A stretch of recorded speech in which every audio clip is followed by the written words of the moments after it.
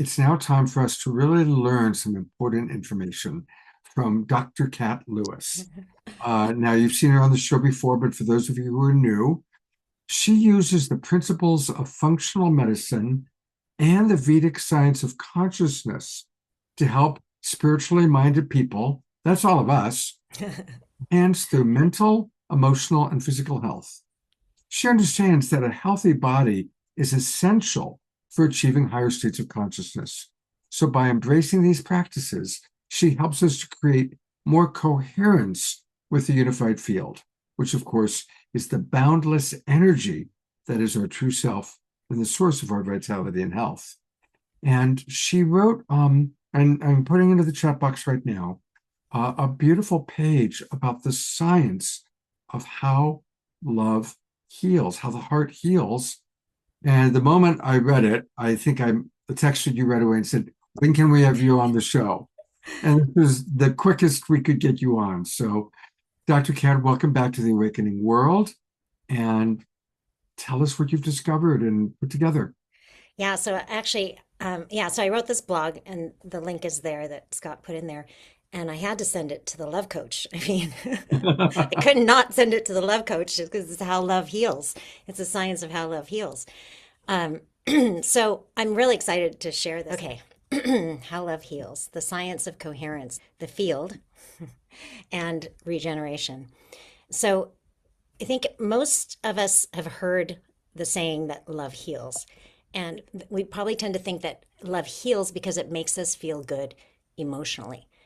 But what I want to talk to you about tonight is something more literal, that love heals because it changes the electrical state of the body. And that leads to healing and regeneration. So we also tend to assume that love is just a temporary emotion that we feel for certain people or towards something that is the object of our desire. But what if love, that feeling that we feel, the warmth, the spaciousness, the expansion and bliss that we feel in our chest isn't just nice, isn't just a nice temporary feeling, but that frequency of love, that vibration is literally a physiological state with its own bioelectric signature that leads to healing and regeneration. To understand this, we have to first understand what kind of universe we actually live in. And many of you, I know this audience are probably familiar with Nassim Haramein at the International Space Federation. And so what modern physics is showing us is that space, this field of existence that we live in, is not empty. It's actually full of energy, and that energy is information. And all matter, so all the material objects that you see, the atoms that are forming the material objects you see, and our physical body emerge out of this space. So, in this sense, our bodies are not separate from this field of existence that we live in. We are made out of it, which means our body's not powered only by food and chemistry, it's powered by its relationship to this field of energy. Some connections might already be made right now, and you might be thinking of ancient Chinese medicine and Ayurvedic medicine, where they talk about qi, the life force, and energy. It's a field of energy, and it's what's giving life to the physical body. So our health is not just about what we put into our body. That's important, certainly, but it's more about how connected we are to our own source, to this field of energy. So these are the things that our body really needs, our cells need to be healthy. They need voltage or electrical potential. Now, that might be something that's new to you, that our cells need voltage, but you might have heard that cells need a certain pH to work. So pH is, you think of the acid-base balance in the body, but pH is really referring to voltage. We can convert pH into voltage. So pH just stands for the potential, the amount of hydrogen ions in a liquid. So voltage and pH are the same. It needs polarity, electrical flow, nutrients, and also coherence. And coherence means really just reduction in noise. It means some order. And it also is referring to coherence with the field. the unified field. So coherence it's more about access and not about supply. So this field of energy is always present. It's never not there. It's just whether we're aware of it and whether we're in coherence with it. So our coherence with it is what's determining whether it's going to propagate through our body. When we're in coherence with the field, that allows the energy and information, because energy is information, to come up from the field and rise up through our biology. And decoherence impedes that transfer of energy. Okay, so disease is really the loss of coherence or decoherence. So when we are in a chronic state of contraction, when we're stressed, when we have unresolved trauma, that can be physical trauma, mental or emotional trauma, we're going to be in a stress state. And these chronic states of contraction disrupt that electrical harmony. They lower our voltage and they block our access to the field's energy and information. So when we're in a chronically stressed, and a lot of people don't know that they're chronically stressed because it's our normal way. We're so used to being stressed that we think we don't even realize we're stressed. But I'll tell you that if you're not aware of the field and what it feels like to be at one with the field, you're in a contracted state. But so here's some signs of chronic stress: muscle tension, shallow breathing, when you have digestive system issues, poor sleep, emotional reactivity. So you're very reactive towards others, or things irritate you a lot. You have fatigue and overwhelm, and you feel tired all the time. So what these stress states do is they increase that internal interference within us, and then we don't get access to the field. The energy is dissipated instead of transferred into our system. So this loss of coherence becomes a loss of voltage. Our cells need, so this in terms of energy, our biophysics tells us that we need minus 20 to minus 25 millivolts for normal function, minus 50 millivolts for cellular repair and growth, and we need to access about minus 75 millivolts for regeneration and stem cell activation. So this is all based off the work of Dr. Jerry Tennant, Dr. Robert Becker, and Michael Levin at Tufts University. So when our voltage drops, our cells can't hold on to oxygen. We can't uptake nutrients. The cells really can't work. Low voltage means our cells can't work, just like our cell phones, right? So when our battery's low in our cell phones, they're not going to work. When our battery's high, it works. So all of these things happen. ATP crashes, inflammation rises, and we have accelerated aging. Disease is really just the body aging faster than necessary. So when coherence collapses, voltage collapses, and when voltage collapses, the body literally can't do any of the work of healing and regeneration. So the real question is then, where does the body get voltage? Exercise, food, grounding? Yes, all of those, absolutely. But the primary limiting factor is access to the field. Our body draws energy from the field. The body's made out of the field. Okay, remember, the field is not empty. It's filled with energy. And that energy, when it's not creating matter, we don't see it. It looks empty. But when it's making a material object, we see it. So voltage isn't created, it's coupled. So we couple with the field, we come into resonance or coherence with the field, and then that energy comes into our bodies. So coherence determines how much we can access that field. So the question becomes, what allows the body to couple to the field? And this is where the heart comes in. The heart is our strongest coupling interface. The heart acts as the body's central organizing hub. And if in embryogenesis, you'll see that the heart is the first that's formed. Energy, or the information from the field, is organizing the heart. And this is when I speak about this, I'm not talking about the actual physical heart. I'm talking about a spiritual heart, a location in the center of the chest, just slightly right of center. And it's really the field, where the field originates as us. It's like the nodal point in the field that's generating us. So the heart is where that field organizes and propagates and creates us, the idea or the information of us as a physical body. And this is why love is felt more, we feel it more in the chest area. So love is not just an emotion. Love is a state of resonance with our individual field with the unified field. It's alignment of us consciousness with itself. It's us recognizing that we actually are the field, right? So we know that atoms are 99.99999% space. Space is the field. We are made out of the field, right? So when we recognize that the field is actually the source of us, and then we align with it, that is the feeling that we get, is love. What love does also, or when we experience love, we feel this dissolving of these inner barriers, mental, emotional, and physical, and you feel that sense of expansion.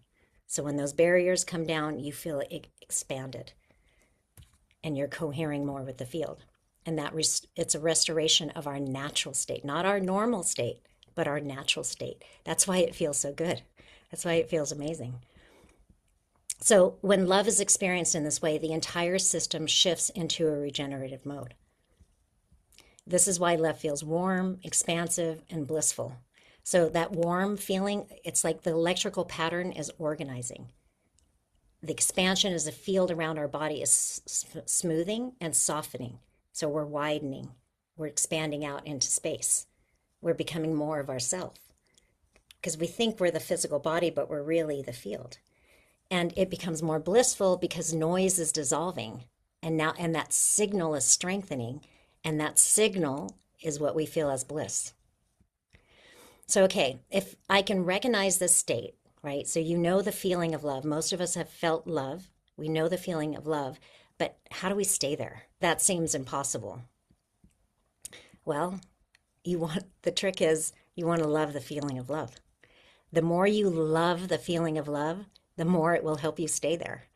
When you love that feeling, it naturally amplifies. So everybody just try it now. Just close your eyes. Bring your attention deep within your chest, just slightly right of center. There's a little pocket there. Good. And just bring your attention there. Just lay your attention there. Rest there. It's so beautiful. I can feel all of you doing it. And now if you feel just the peace, the love that you feel, just appreciate it, love it, and just feel it grow. And if you don't feel anything, use your imagination to create the feeling. Think of whatever makes your heart smile. Think of that and then feel that feeling and then love that feeling. Appreciate that feeling. And you'll see it will grow.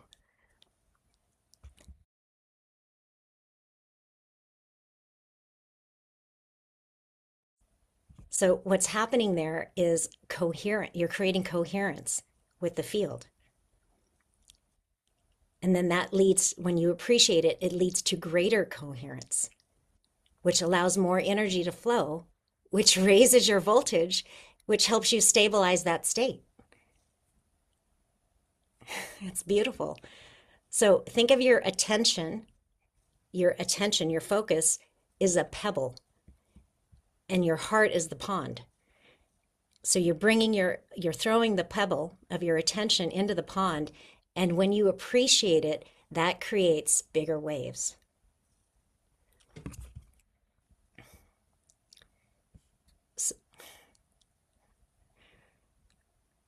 So in order for us to come into resonance with the field, the thing that has to occur is we have to drop that mental noise, right? So when we all just brought our attention down into the heart, I didn't keep you there very long, right? Because I don't have a lot of time here. It's already late. But that short amount of time, maybe some of you were able to have a quiet enough mind that you were able to experience that peace. So we have to also lower our chronic resistance to it, right? So we have to soften. We have to soften into the field, soften into our hearts. That will allow the nervous system to relax. That will quiet the mind so we don't have that compulsive thinking going on.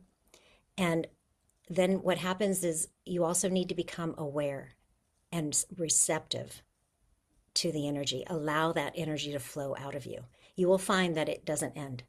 You can't find the bottom of it. It just keeps going. So when this state stabilizes, what do we call that? That feeling, it's love. We call it love. We know that as a signature of love. And what's really happening there are important biological things. So your nervous system is calming down. You're getting out of your fight or flight mode into your parasympathetic, your rest and repair regeneration mode is increasing.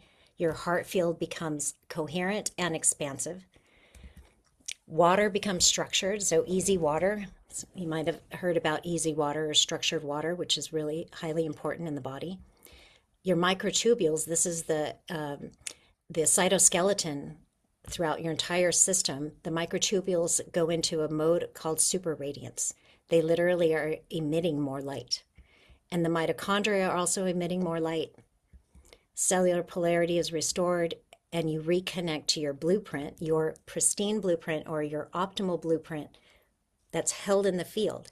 And remember what Einstein said, the sole governing agency of the particle is the field. So when we bring our awareness into the heart and we just let that energy flow, we're sending that information which that energy which carries information throughout our entire system. So you're regenerating. So one thing that most people don't realize is that when we love something, when we love somebody, it's the love isn't coming from the other person.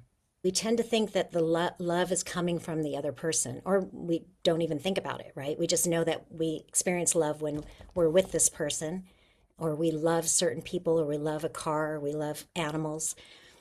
But we might not necessarily think, well, what's creating that feeling? The feeling is coming from you. You're creating it. They're just allowing you to drop your barriers so that it can radiate out of you.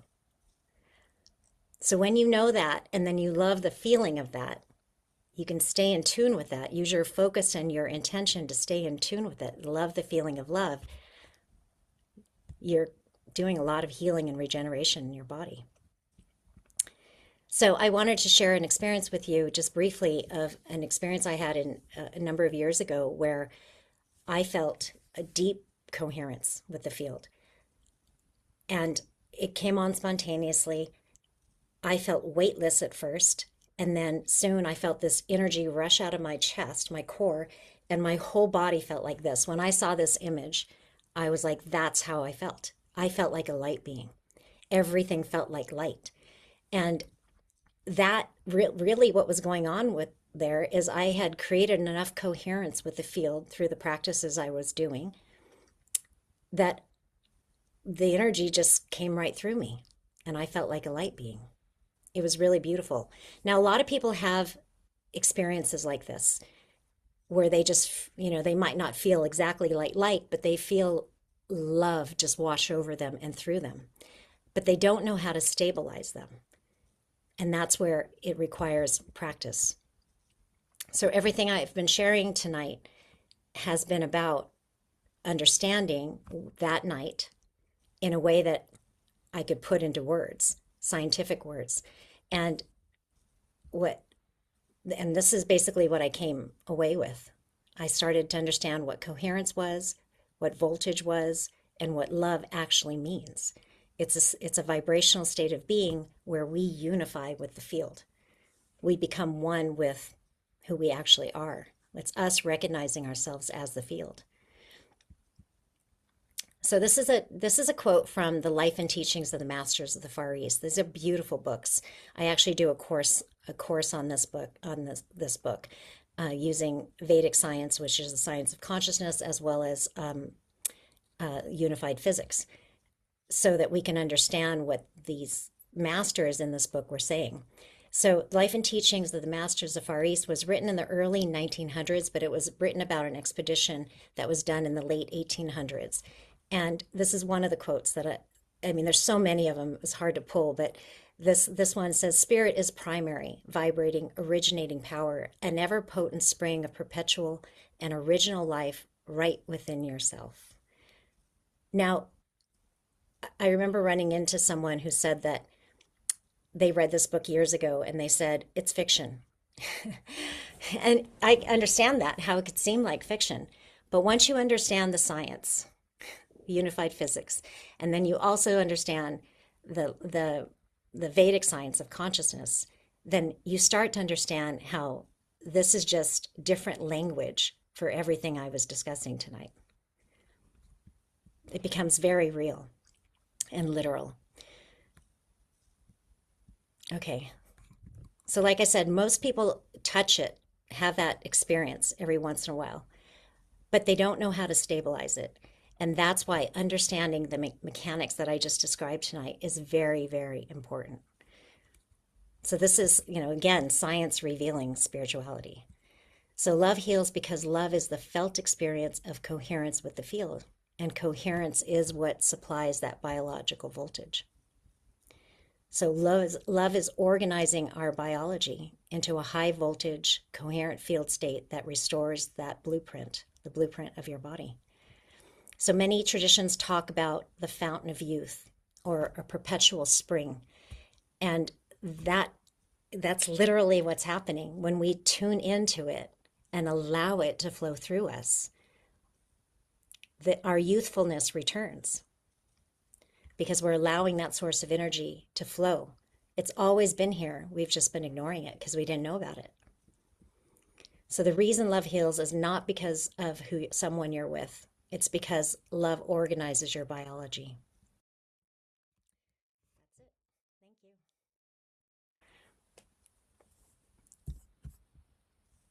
Oh, Scott, you're on mute. Well, there's several things. I'm going to go back to the meeting so we can see you. Thank you. Thank you for making it so clear and helping us to understand how to really anchor it in. Because you're right, most of us have these little momentary flashes of the magical experience, but to really anchor it in is what you're helping us to do. And I want to let people know a little bit more about how you can participate in Dr. Kat's wisdom. So this is the program she was talking about, the spiritual heart and the life and teachings of the Masters of the Far East. And this is a new program that's going to start. It's a 13-week journey. And what dates and times? Scrolling down to that. Sundays. So it starts January 4th, the first Sunday in January, and it goes for 13 weeks, so till the end of March, There every it is. Sunday. And I know Dia Therese and several of our people love your Sundays. I'm going to try and join this. It's like, okay, can I commit to this? I know. I think of it as church. Yeah, it is. It's a great alternative to church. Mhm. Um, it's interesting. One of my favorite teachers, of course, is Paramahansa Yogananda.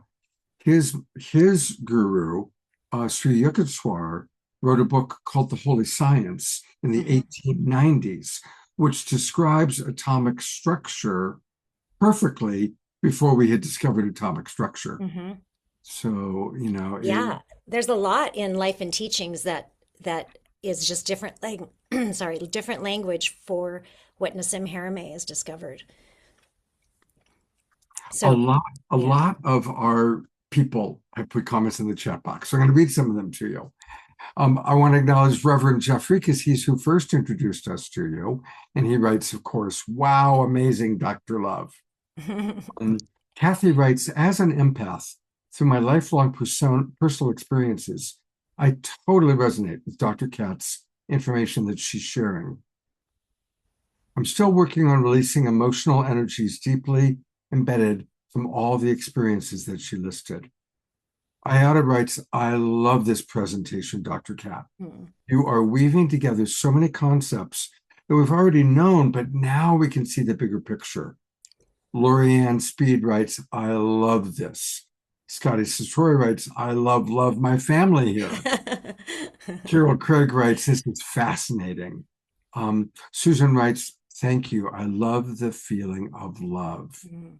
Um, Lorianne writes, quote, lower our chronic resistance to the field.